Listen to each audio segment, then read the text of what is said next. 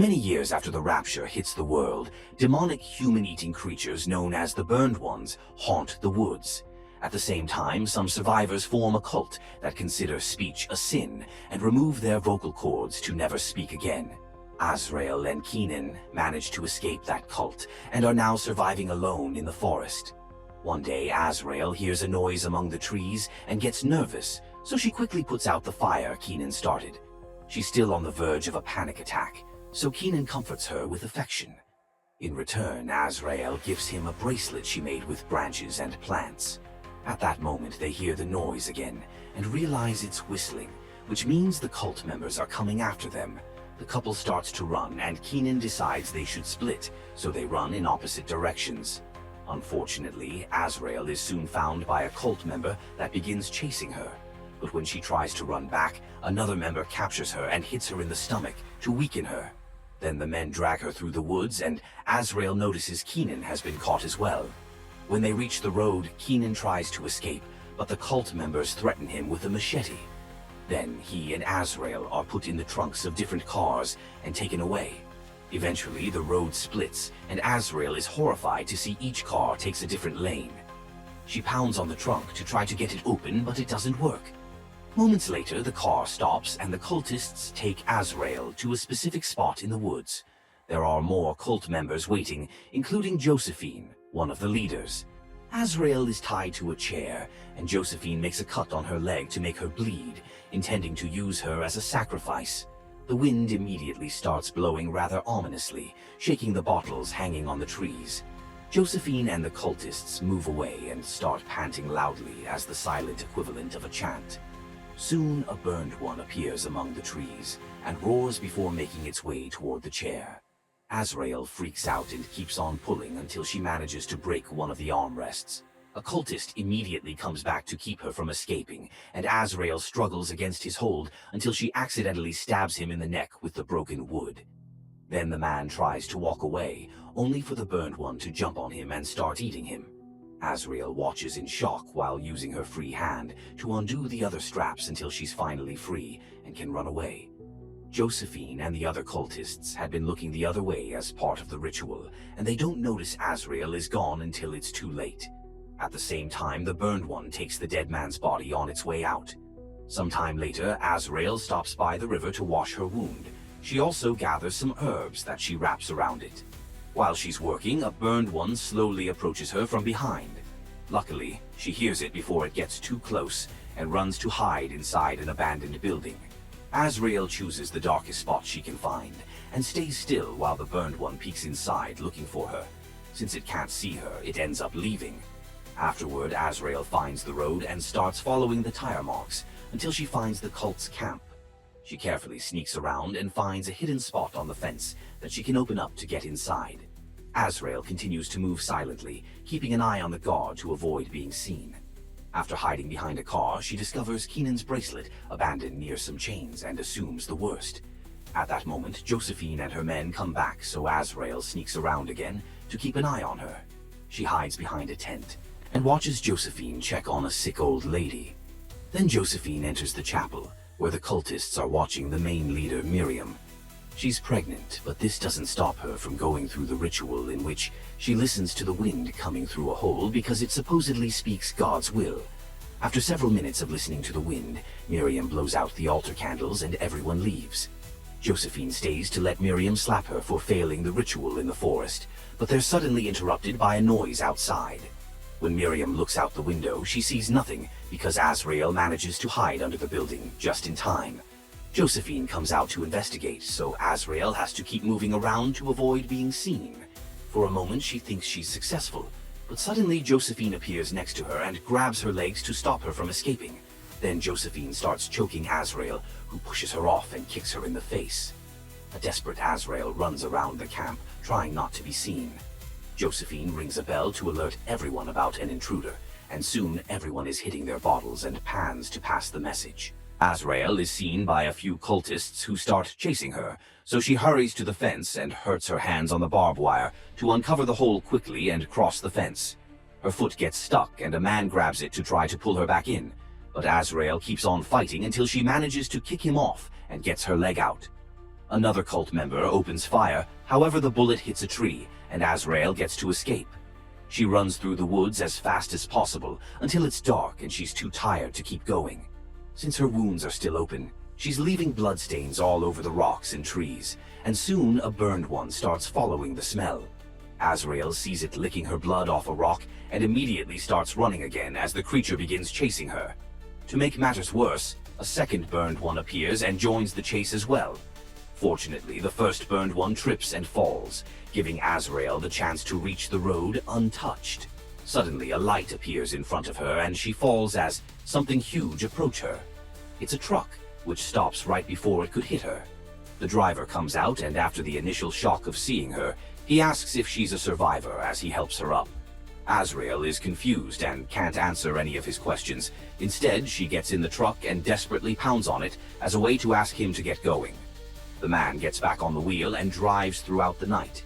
He gives Azrael a cloth for her wound and explains he lives at the end of the road, where he has plenty of food. Azrael doesn't understand his language and shows him the cross-shaped scar on her neck, trying to make him realize she can't speak. The guy still doesn't get it and keeps on trying to make conversation to no avail. When he gives up, he turns on the radio and Azrael is amazed by the music. They barely get to ride a few miles when suddenly the driver is hit in the head by a bullet. The cultist in the middle of the road fires a couple more times, yet he misses every shot because the truck has lost control. Azrael tries to take over the wheel, but the body is in the way and the truck ends up running over the guy before crashing against a wall. After a few minutes of being unconscious, Azrael wakes up in a dizzy state because her head is heavily bleeding. She takes a few steps out of the truck and falls to her knees in pain, only to notice the cultist is still alive. Azrael jumps on him and starts fighting him for the gun, hitting his head twice before they shoot the gun by accident and begin rolling into the forest. When they split, the man tries to shoot her again and discovers he's out of bullets, so he uses the gun to hit Azrael's legs instead. At that moment, she finds the fallen magazine and hits the cultist on the head with it a couple of times before kicking him off. Then Azrael crawls toward the gun and loads it, only for the man to grab her from behind and try to choke her. In the struggle, she manages to position the gun and fire it, killing the man at last. Afterward, Azrael wanders through the forest with the gun. Near a tree, she's shocked to see a fire, so she approaches slowly only to discover it's Keenan nailed to the tree. When she's about to reach him, she accidentally steps on a trap, and a rope closes around her leg, leaving her hanging upside down from a branch. Then a cultist shows up and grabs the gun, hitting Keenan with it. At that moment, the wind begins blowing quite strongly, and the cultist gets distracted. Azrael tries to climb up the rope, but she ends up hurting her hands even more. When she looks down again, the cultist is gone. Suddenly, the man is pushed against a tree by a burned one, who begins eating its dinner. As a second burned one appears to help its fellow beast kill the cultist, a desperate Azrael tries to climb up the rope again while ignoring the unbearable pain in her hands. She reaches the top of the tree just in time to watch a third burned one join the other two as they feed on the guy. Once the creatures are done with the cultist, one of them leaves with the body, but the second one jumps on Keenan to kill him too. Keenan's body is also dragged away after some bites, while the third beast starts climbing up the tree. Azrael has to stop moving to remove the rope from her leg, and this gives the burned one time to catch up to her, pushing her against the branch with impressive strength. When it's about to bite her, Azrael puts the rope around its neck and pushes it off the tree, also falling in the process. She survives the fall, but the beast is hanging dead. Sometime later, Azrael returns to the cultist camp with the gun. Hiding behind a tree, she whistles to pretend she's one of the cultists.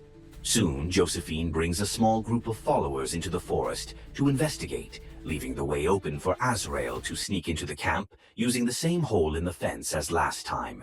She carefully makes her way into the chapel and finds Miriam, who shows off her pregnant belly to appear weak.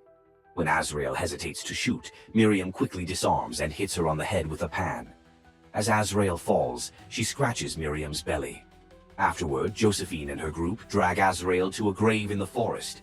They spread her blood on her face while listening to the blowing wind before throwing her into the casket, which they quickly close and cover with dirt. Azrael begins freaking out and hitting the wood, but nobody helps her. When the burial is done, a lantern suddenly is turned on at Azrael's feet, revealing a tunnel connected to the casket. Bringing the lantern with her, Azrael begins crawling through the tunnel, only to find a burned one at the back. She immediately turns around and moves as fast as possible to return to the casket, while the creature follows her and soon is crawling on top of her. However, instead of eating her, it smells her hand and recognizes the smell of Miriam's blood, causing it to roar in approval and leave. Feeling safe, Azrael tries the tunnel again, and this time she manages to escape. Moments later, Josephine runs out of the chapel when she hears a noise, and she's horrified to discover that the tent with the old lady is on fire. A cultist raises the alarm while the others work together to try to put the fire off. However, it's too late. The old lady is dead, and the flames are already spreading through the camp. This provides Azrael with the perfect cover to sneak around and shoot the cult members one by one. Josephine watches in horror and tries to move away, only for Azrael to shoot her in the stomach so she'll die slowly. As everyone panics and tries to run away, the fire reaches a gas canister and causes a small explosion.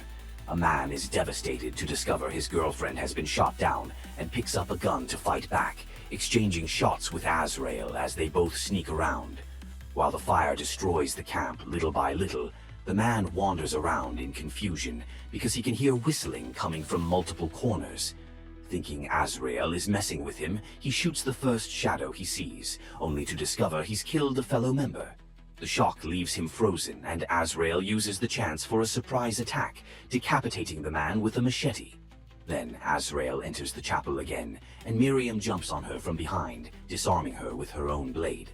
Miriam starts chasing Azrael around the room, moving the benches out of the way to finally grab her. She pushes Azrael against the table and tries to decapitate her, but Azrael kicks her off. When Miriam attacks again, Azrael easily dodges and pushes Miriam against the wall to bite her neck. As Miriam tries to deal with the pain, her water finally breaks. Suddenly, someone shoots the chapel's cross. It's Josephine, who moves very slowly because of her wound. She keeps on shooting her gun while approaching Azrael, but she ceases fire when she notices Miriam is giving birth on her bed. Azrael uses the distraction to tackle Josephine to the ground, breaking a bench in the process. Josephine breaks a piece of bench wood on Azrael, who does the same in return. Then Josephine takes out a small blade, only for Azrael to block her attack and smash her head on a bench before dropping her. Next, Azrael gets Miriam's knife and strikes Josephine on her neck. At the same time, the baby is heard crying. Josephine removes the knife from her neck and finally falls dead. Miriam leaves the bed looking terrified, and she uses Azrael's machete to self-delete. Suddenly, a strong wind gets into the chapel and puts out all the candles.